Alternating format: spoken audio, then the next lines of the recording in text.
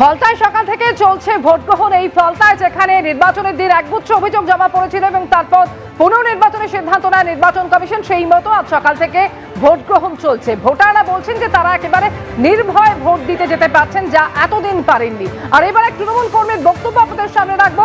তার সঙ্গে এই মুহূর্তে সরাসরি রয়েছেন আমাদের প্রতিনিধি আবির দত্ত। আবির, ঠিক কি অভিযোগ করছেন ওই তৃণমূল কর্মী? দেখো, তিনি কিছুক্ষণ আগে নির্বাচনে অংশগ্রহণ করেছেন, অর্থাৎ ভোট দিয়ে তিনি বাইরে এসেছেন। তার সাথে কথা বলে আপনি ভোট দেওয়া হয়েছে। বলছি, একটা বিষয় বলুন যে এর আগের ভোটগুলো কি পরিস্থিতিতে ছিল এবং 29 তারিখও ভোট দিয়েছিলেন? 29 তারিখে ভোট দিতে পারিনি। বাড়িতে আমার গিয়ে সন্ত্রাস করেছে ভোটার কার্ড আর নির্বাচন কমিশন যে কার্ড পাঠিয়েছিল সেই কার্ড বলে দাও। আজকে গালাজ দিয়ে গালিগালাজ আজকে ভোট দিয়েছি আমি। কি হতো আগে 2011 থেকে? ছবিটা কি সন্ত্রাস হতো, ভোটের নামে সন্ত্রাস হতো।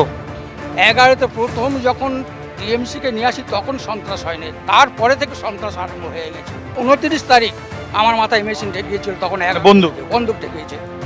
আমার ছেলে ছিল, ছেলের ফোর্স নিয়ে যেতে একে ছুট। 2011তে আপনারা যখন তৃণমূল কর্মী হিসেবে ছিলেন, তো তখন আপনারা কি রকম ভোট দেখতেন আর এখন কি রকম দেখতেন? আজকে যে ভোটটা হচ্ছে এটা মনে হচ্ছে যেন সেই 11 সালের ভোট হচ্ছে, শান্তিপ্রিয়ভাবে আজকে ভোট হচ্ছে। 11 থেকে এই 26-এর এই যে রিপোর্টটা হচ্ছে, তার মাঝের যে ভোটগুলো, সেই ভোটগুলো সন্ত্রাস হয়েছে, শুধু সন্ত্রাস। কি ভেবেছিলেন সেই সময়, তার পরবর্তীকালে কি দেখলেন? তারপরে আমাদের রাস্তায় বার হতে দিত না, ঘরবন্দি করে রাখা হতো। ঘরবন্দি ছিলাম, বার হলেই মার। এখানে বিচারের নামে তোমাদের বিচার হবে, বিচার করতে গিয়ে সকলকে মারধর করে। এই যে একটা নির্বাচন কেন্দ্রের সামনে আমরা দাঁড়িয়ে রয়েছি, প্রাথমিক বিদ্যালয় রয়েছে, সেখানে যে লম্বা লাইন, এই লম্বা লাইন কি দেখা যেত? না, এই লাইন দেখা যায়। এখানে মহিলারা রয়েছেন, তাদের সাথে আমরা একবার কথা বলবো। আগে কি এরকমই উৎসাহে সবাই লাইনে দাঁড়াতো? দিদি, আপনাদের কি এরকম ছবি দেখতেন? না না না, এরকম কিছু হতো না। আমরা দ্বিতীয় করে স্বাধীনতা ফিরে পেয়েছি, আমরা এটা বলতে পারি। ভয় পেতেন নাকি না কেউ বারণ করতো? ভয় বলে দেওয়া হতো আগে থেকে ভোট কিভাবে দিতে হবে, তাদের কথা মতো ভোট।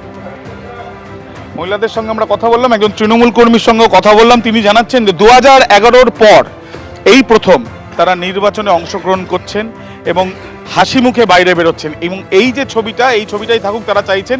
কিন্তু 11 থেকে 26-এর মধ্যে, এই 15 বছরের মধ্যে যে পরিস্থিতি তৈরি হয়েছে, সেখানে কে তৃণমূল কর্মী বা কে অন্য সাধারণ মানুষ, সেটা দেখা হতো না। তাদের দাবি ভয়ের বাতাবরণ তৈরি করে রাখা হয়েছিল।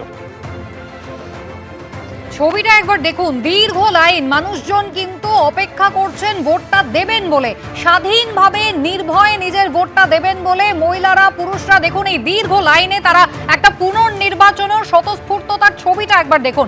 এবিপি আনন্দ, এগিয়ে থাকে, এগিয়ে রাখে।